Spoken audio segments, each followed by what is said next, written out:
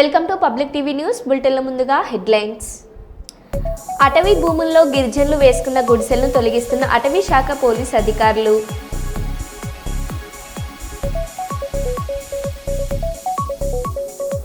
తెలంగాణ భవన సమీపంలో ఉన్న నీలోఫర్ కేఫ్ నుండి కస్టమర్లను బయటికి తరిమి కేఫ్ను మూసివేసిన పోలీసులు.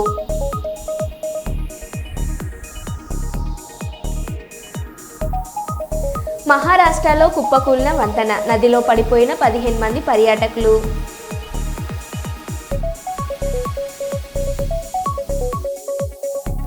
కర్నూల్లో హిందీ యాక్టర్ ఉల్లు దాదా సందడి.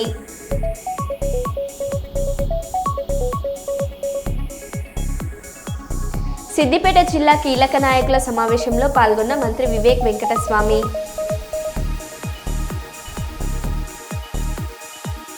ఇక వివరాల్లోకి వెళ్తే, తెలంగాణ రాష్ట్ర మంత్రిగా బాధ్యతలు చేపట్టిన సీనియర్ నాయకులు సింగరేణి ప్రాంత బిడ్డ శ్రీ అడ్లూరి లక్ష్మణ్ కుమార్ తొలిసారి రామగుండంకు విచ్చేసిన సందర్భంగా స్థానిక ఎమ్మెల్యే మక్కన్ సింగ్ రాజ్ ఠాకూర్ కాంగ్రెస్ పార్టీ నాయకులతో కార్యకర్తలతో కలిసి ఆయనకు స్వాగతం తెలియజేశారు మరియు శుభాకాంక్షలు తెలియజేశారు.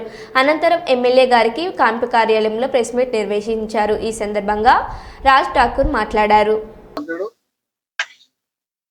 అడ్లూరి లక్ష్మణ్ కుమార్ గారు మంత్రిగా మొదటిసారిగా రావడం, ఈ ప్రాంతంలో ఉన్న ప్రతి కుటుంబ సభ్యులు ప్రేమ అభిమానంతో ఘనంగా కాంగ్రెస్ పార్టీ కుటుంబం అంతా కూడా అనేక మంది ఈ ప్రాంతంలో నివాసం ఉండేవారు ఆహ్వానించడం జరిగింది. వారికి రామగుండం ప్రజల పక్షాన, పెద్దపల్లి జిల్లా కాంగ్రెస్ పార్టీ పక్షాన మనస్ఫూర్తిగా శుభాకాంక్షలు తెలియజేస్తున్నాను. మీ పక్షాన రాష్ట్ర ముఖ్యమంత్రి రేవంత్ రెడ్డి గారికి, శ్రీధర్ బాబు గారికి, బట్టి విక్రమార్క గారికి, రాహుల్ గాంధీ గారికి ఇవాళ ఈ రాష్ట్రం రేసింగ్ తెలంగాణగా, అదే మాదిరిగా రేసింగ్ పెద్దపల్లిగా తీర్చిదిద్దే సమయంలో మరి ఈరోజు భారతదేశానికి ఆదర్శంగా అన్ని సంక్షేమాలు చేస్తూ బీసీ కులగణన, ఎస్సీ వర్గీకరణ చేసి ఇవాళ దేశానికి బంగారు బాట, ఆదర్శ బాటగా ఇవాళ మంత్రివర్గంలో కూడా ఒక బీసీకి, ఎస్సీ బహుజనంలో 2 వర్గాలకి, అదే మాదిరిగా ఎస్సీలకి అవకాశం కల్పించి దేశానికి స్ఫూర్తిగా నిలిచిన ముఖ్యమంత్రి గారికి హృదయపూర్వకంగా ధన్యవాదాలు చేస్తూ, రామగుండం నియోజకవర్గంలో ప్రతిసారి వారి వంతు నాకు సహాయం చేస్తూ వచ్చినారు. వారు కూడా రామగుండం శాసనసభ్యుల గతంలో పూర్తి చేశారు. వారి ప్రాంతం నాకు పూర్తి విశ్వాసం ఉంది. శ్రీధర్ బాబు గారు మంత్రిగా, మరి వారికి అత్యంత దగ్గర సన్నిహితుడు ఉన్న లక్ష్మణ్ గారు స్వయంగా ఇవాళ క్యాబినెట్ మంత్రిగా, అదే మాదిరి ఇంకో నాయకుడు బీసీ నాయకుడు ప్రభాకర్ గారు, ఇంకొక ఈ ప్రాంతాన్ని అత్యద్భుతంగా తీర్చిదిద్దాలనే అంశాన్ని మీ ద్వారా తెలియజేస్తారు.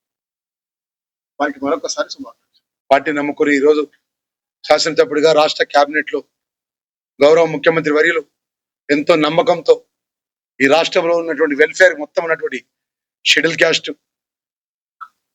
కోఆపరేటివ్ వెల్ఫేర్ రెసిడెన్షియల్ స్కూల్స్ కానీ, మైనార్టీ కార్పొరేషన్ సంబంధించిన విషయం కానీ, అదేవిధంగా గిరిజనులకు సంబంధించినటువంటి కార్పొరేషన్ కానీ, వెల్ఫేర్ కానీ, డిజేబుల్ సంబంధించిన వెల్ఫేర్ కానీ, అంటే రాష్ట్రంలో అత్యధిక ఉన్నటువంటి వెల్ఫేర్ మొత్తం కూడా ఎంతో నమ్మకంతో లక్ష్మణ్ కుమార్ గా మీ కుటుంబ సభ్యుడిగా ఇక్కడ నుంచి పుట్టి ఇక్కడ నుంచి పెరిగి ఈ స్థాయికి వచ్చిన వ్యక్తిగా నాకు ఇంత పెద్ద అవకాశం వస్తుందని కళలు కూడా నేను ఊహించలే.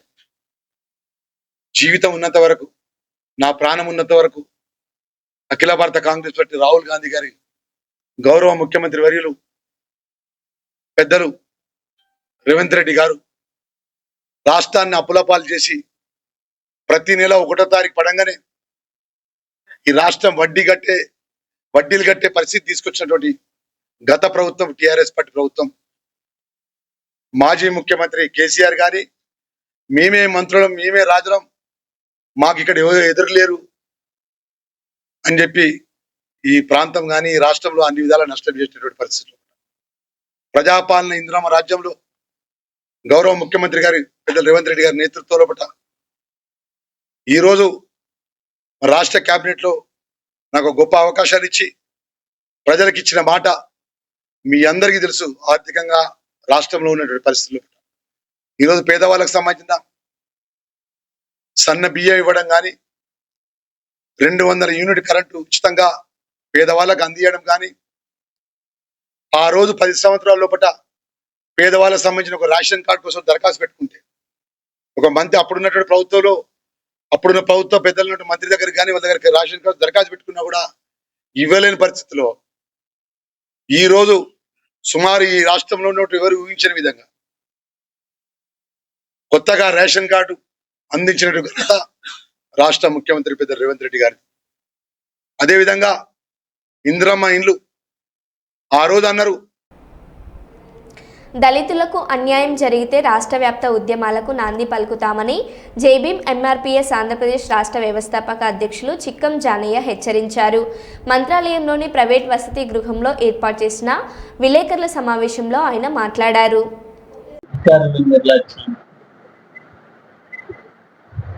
ఈ రోజున ఆంధ్రప్రదేశ్ కర్నూలు జిల్లా మంత్రాలయం నియోజకవర్గం మంత్రాలయం టౌన్ లో కూడా విలేకరుల సమావేశం ఏర్పాటు చేసి ఈ సందర్భంగా మేము తెలియజేయడం ఏమనగా, కర్నూలు జిల్లా మంత్రాలయం మండలం చెట్నాలి గ్రామంలోన గత 6 నెలల నుంచి కూడా మాదిగల ఇండ్ల ముందు 113, 114 సర్వే నంబర్లోన అక్రమంగా కూడా 9 మంది బీసీ కులాలు కూడా మాదిగల ఇండ్ల ముందే పూడ్చడం కూడా జరుగుతుంది.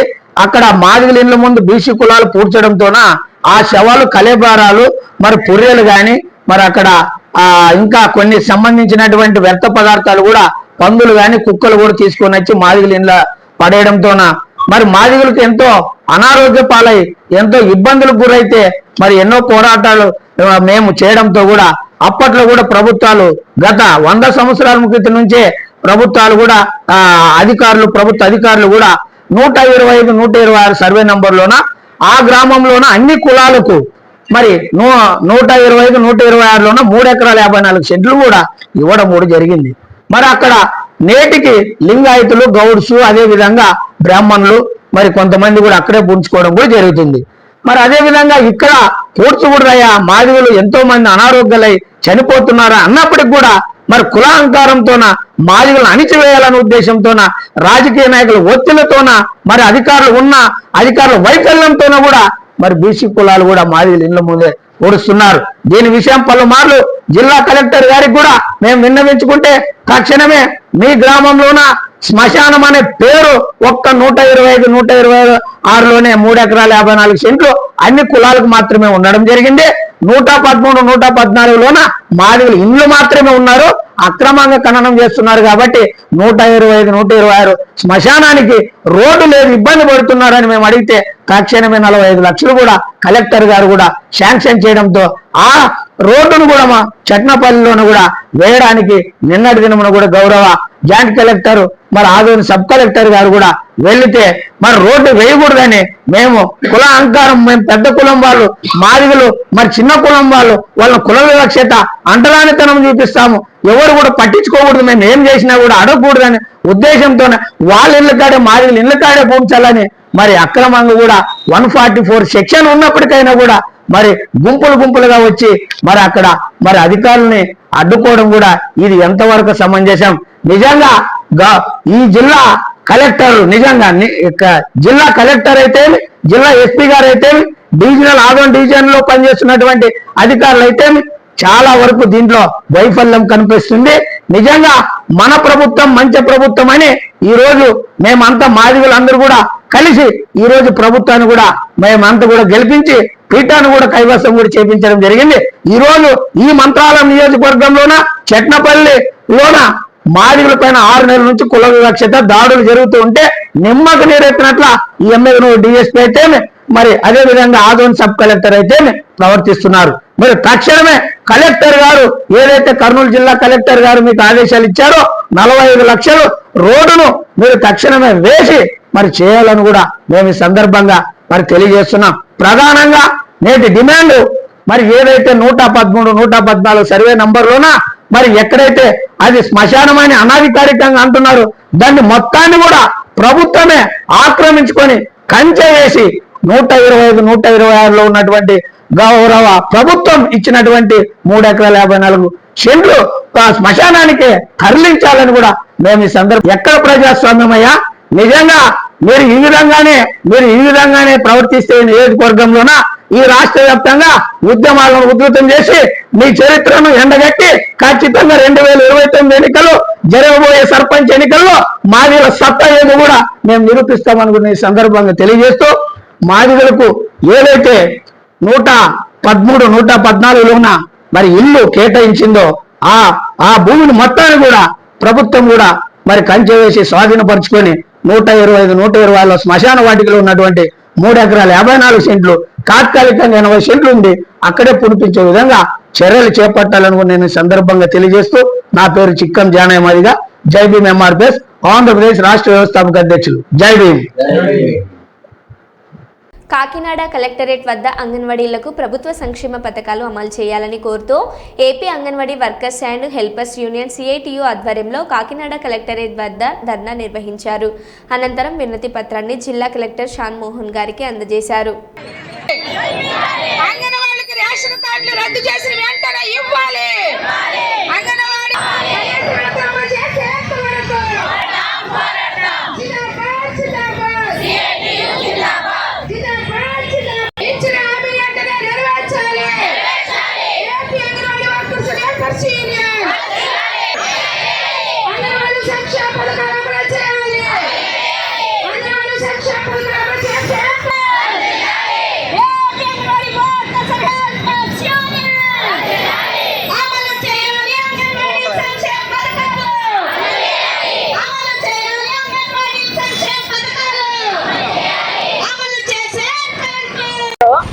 అలాగే ఆదాయం తక్కువ ఉన్నటువంటి వాళ్ళే ఉన్నారు. అయితే గత ప్రభుత్వం సంక్షేమ పథకాలు అంగన్వాడీలకు అమలు చేయట్లేదని ఆందోళన చేస్తే మేము అధికారంలోకి వస్తే అంగన్వాడీ సమస్యలన్నీ కూడా పరిష్కారం చేస్తామన్నటువంటి కూటమి ప్రభుత్వం ఈ రోజు అంగన్వాడీలందరినీ కూడా రోడ్డు మీద పడేస్తుంది. ఎందుకంటే సంక్షేమ పథకాలు ఎక్కడ అమలు చేయట్లేదు, రేషన్ కార్డులు ఇవ్వట్లేదు, అలాగే అమ్మఒడి కానీ లేదా వికలాంగులకు కానీ ఇవ్వట్లేదు. కొన్ని అంగన్వాడీ వర్కర్కి హెల్పర్కి ఇవ్వట్లేదు అనుకుంటే వాళ్ళ కుటుంబ సభ్యులు కూడా ఇవ్వట్లేదు. వాళ్ళ పిల్లలు వేరు కుటుంబాలుగా ఏర్పడి ఉన్నటువంటి వాళ్ళకి, వాళ్ళ మనవలకి, వాళ్ళు స్కూల్కి వెళ్ళి చదువుకునే పిల్లలకు కూడా ఏ విధమైనటువంటి సంక్షేమ పథకాలు అమలు చేయకపోవడం చాలా దారుణం, చాలా దుర్మార్గంగా ఉంది. అందుకోసమనే ఈ రోజున మొత్తం రాష్ట్ర వ్యాప్తంగా అంగన్వాడీలంతా సంక్షేమ పథకాలు అమలు చేయాలని చెప్పి ఆందోళన చేస్తూ ఉన్నారు. కాబట్టి ఇప్పటికైనా ప్రభుత్వం కలుగజేసుకుని అంగన్వాడీలకి ఏదైతే సాధికారత సర్వేలో అంగన్వాడీలు ప్రభుత్వ ఉద్యోగులను రాశారో దానివల్లే ఈ ప్రమాదం అంతా వచ్చింది. కాబట్టి సాధికారత సర్వేలో మార్పు చేయాలి, ప్రభుత్వ ఉద్యోగులు అంగన్వాడీలనే తీసేయచ్చు, లేదా ప్రభుత్వ ఉద్యోగులకు ఇచ్చే సౌకర్యాలన్నీ కూడా అంగన్వాడీలు కల్పించండి, కనీస వేతనాలు అమలు చేయండి. ఆ రకంగా మీరు చేస్తే మేము మళ్ళీ సంక్షేమ పథకాలు అడగం. కాబట్టి కూటమి ప్రభుత్వం అంగన్వాడీలకు సంక్షేమ పథకాలు అమలు చేస్తుందా, లేదా ప్రభుత్వ ఉద్యోగులకి ఇచ్చే రాయితీలన్నీ కల్పిస్తుందా తేల్చుకోవాలని చెప్పేసి డిమాండ్ చేస్తా ఉన్నాం. ఇది ఇక్కడతో ఆగదు. మిగిలిన సమస్య పరిష్కారం చేయకపోతే కాబట్టి తక్షణం పరిష్కారం చేయండి, సంక్షేమ పథకాలు అందరికీ అమలు చేయండి. మరి 12,000 తక్కువ ఉంటే వాళ్ళందరూ కూడా వస్తాయన్నారు. అంగన్వాడీ వర్కర్కి 11,500, హెల్పర్కి 7,000. అయినా తల్లికి వందనం పథకం అంగన్వాడీ వర్కర్ల పిల్లలు కానీ హెల్పర్ల పిల్లలు కానీ రాలేదు. ఈ మధ్యకాలంలో అనేక మంది అంగన్వాడీ వర్కర్స్ గవర్నమెంట్ ఉద్యోగస్తులుగా మీ గవర్నమెంట్ ఉద్యోగస్తులు చూపిస్తుంది కాబట్టి మీకు రేషన్ కార్డులు రద్దు చేస్తాం, రేషన్ కార్డులు రద్దు చేశారు. రద్దు చేసిన రేషన్ కార్డులు కూడా మళ్ళీ వెనక్కి ఇవ్వాలి. అంగన్వాడీ వర్కర్స్కి పెన్షన్ సౌకర్యం కూడా కల్పించాలి. అంగన్వాడీ వర్కర్స్ హెల్పర్స్ భర్తలు ఎవరైనా చనిపోతే వాళ్ళకి పెన్షన్ సౌకర్యం రాదు, మీరు గవర్నమెంట్ ఉద్యోగస్తులు అని చెప్తున్నారు. కానీ గవర్నమెంట్ ఉద్యోగస్తులు అంటే కనుక మాకు కనీస వేతనం అమలు చేసి గవర్నమెంట్ ఉద్యోగస్తులకు ఏ సౌకర్యాలు అయితే ఆ సౌకర్యాలు మాకు కల్పించాలి, లేని పక్షంలో మాకు సంక్షేమ పథకాలు అమలు చేయాలి. ఈ సందర్భంగా మేము ప్రభుత్వాన్ని డిమాండ్ చేస్తున్నది ఏంటంటే ఇప్పటికైనా మా సమస్యలు స్పందించి అంగన్వాడీ వర్కర్ సంక్షేమ పథకాలు అమలు చేయాలి, లేని పక్షంలో ఈ పోరాటం మరింత ఉధృతం చేస్తామని మేము ఈ సందర్భంగా డిమాండ్ చేస్తున్నాం. పెద్దపల్లి నియోజకవర్గంలో ఉన్న జర్నలిస్టుల సమస్యల పరిష్కారానికి కృషి చేస్తానని పెద్దపల్లి ఎమ్మెల్యే చింతకుంట విజయరమణారావు హామీ ఇచ్చారు. పెద్దపల్లి జిల్లా కేంద్రంలో టీడబ్ల్యూజేయు ఐజేయు పెద్దపల్లి జిల్లా 3వ మహాసభ రాష్ట్ర ఉపాధ్యక్షులు జిల్లా పూర్వ అధ్యక్షులు బుర్ర సంపత్ కుమార్ అధ్యక్షతన నిర్వహించిన కార్యక్రమంలో ముఖ్య అతిథిగా హాజరైన ఎమ్మెల్యే ఈ సందర్భంగా ఎమ్మెల్యే మాట్లాడారు. చాలా బాగా ఉంది, సంతోషంగా ఉంది. కొద్దిగా లేట్ అయినా సభలు లెక్క ప్రకారం మన నిబంధనావళి ప్రకారం సభ ప్రతి సంవత్సరం జరగాలి, కానీ ఆ విధంగా జరగట్లేదు. ఇక్కడే కాదు, ఎక్కడ జరగట్లేదు. దీని మీద తర్జనభర్జనలు జరుగుతున్నాయి. ఇంకా అయినా 3 సంవత్సరాలు అవుతున్నట్టుంది, అంతే కదా? 3 సంవత్సరాలు అవుతుంది. ఇది ఒక లోపం. దీన్ని ఎప్పటికప్పుడు సర్దిద్దుకొని మనం దాన్ని టైంని తగ్గించుకుంటూ రావాల్సినటువంటి అవసరం ఉంటుంది.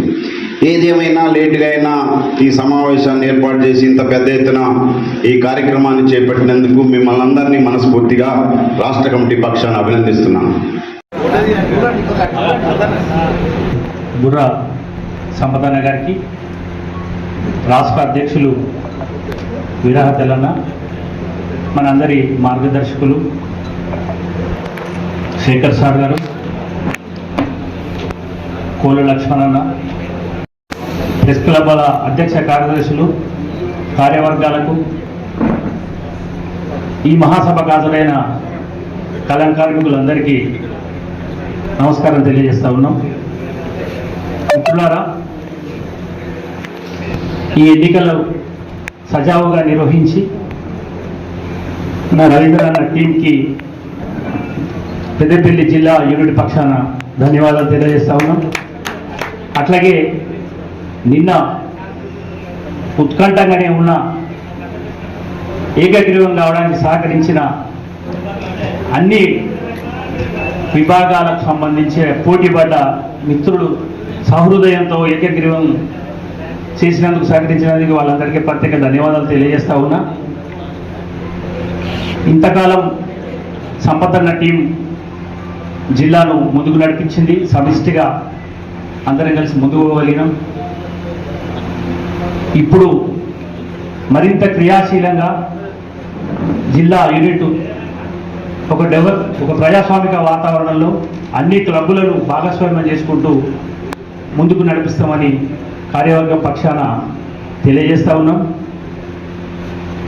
మన రాష్ట్ర అధ్యక్షులు, కార్యదర్శులు ఆయుధాలు ఇవ్వలే కానీ సాయుధ పోరాటానికి సిద్ధంగా అన్నంత ఉత్తేజపూర్వక కార్యదర్శులు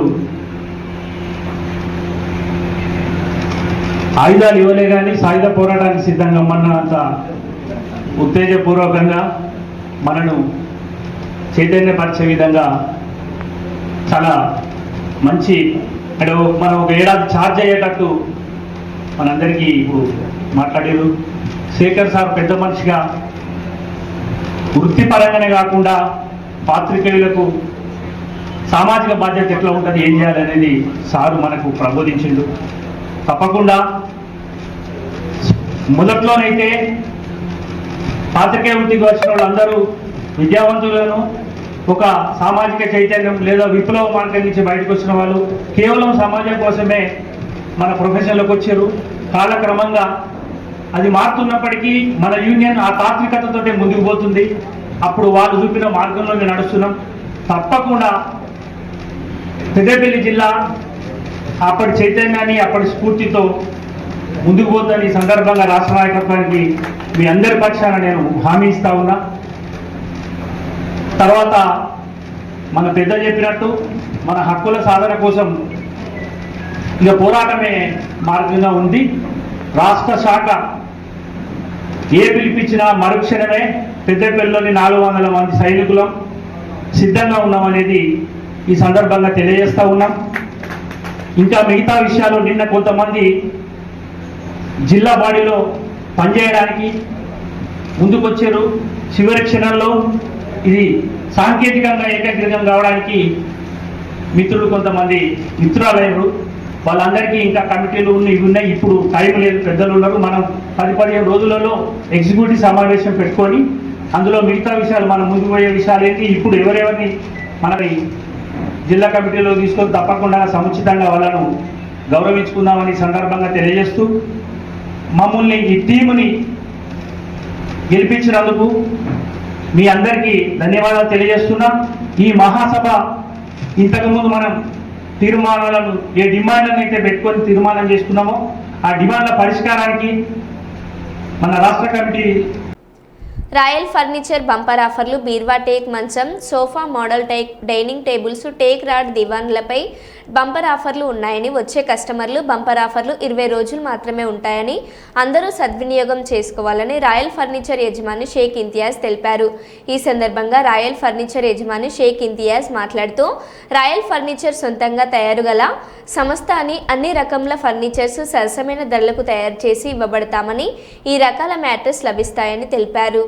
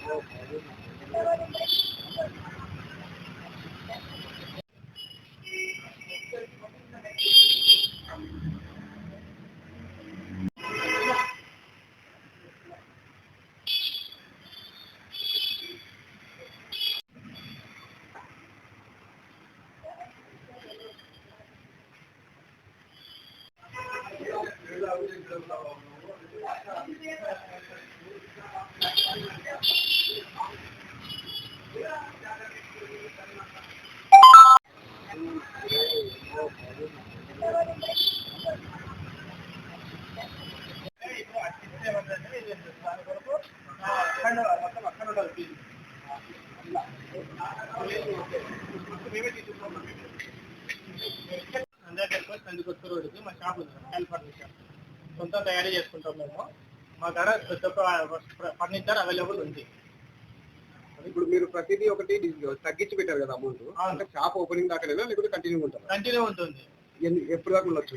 అంటే మేము టెక్నిక్ షాప్ కంటిన్యూ ఉంటుంది. మీరు మ్యానుఫ్యాక్చరింగ్ ఎక్కడ చేస్తారు? జోరాపురంలో చేస్తాం. అంటే ఒక్కొక్క దాని ఎంత డిస్కౌంట్ ఇచ్చారు? మేము దాదాపుగా 1000 రూపాయలు డిస్కౌంట్. ఇక్కడ మొత్తం ఏమేమి ఉంటా ఉన్నారు? మా కాడ మంచాలు ఉన్నాయి, డ్రెస్సింగ్ టేబుల్స్ ఉన్నాయి, దివాన్ కార్డులు ఉన్నాయి, బీరువాలు ఉన్నాయి, ప్లాస్టిక్ చైర్స్ కూడా అవైలబుల్ ఉన్నాయి.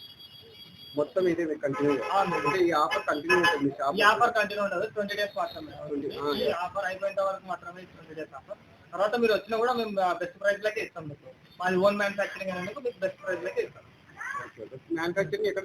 జోరాపురంలో మ్యానుఫ్యాక్చరింగ్. Okay, thank you. మీకు ఆర్డర్లో కూడా చేపిస్తాం. ఆర్డర్ లో మీకు ఎట్లా కావాలంటే కూడా అట్లా చేపిస్తాం మేము తయారు. ఇంకా ఇట్లా మీ ఇంట్లో ఫర్నిచర్ ఎట్లా కావాలంటే అట్లా కూడా చేపిస్తాం. ఆఫర్ దాంట్లో కూడా ఆఫర్ ఉంటుంది. Okay, thank you. మీ పేరు చెప్పండి సార్. నా పేరు ఇంతియాజ్, మాది కర్నూలు. మరో బులెటిన్లో మళ్ళీ కలుద్దాం. Stay tune.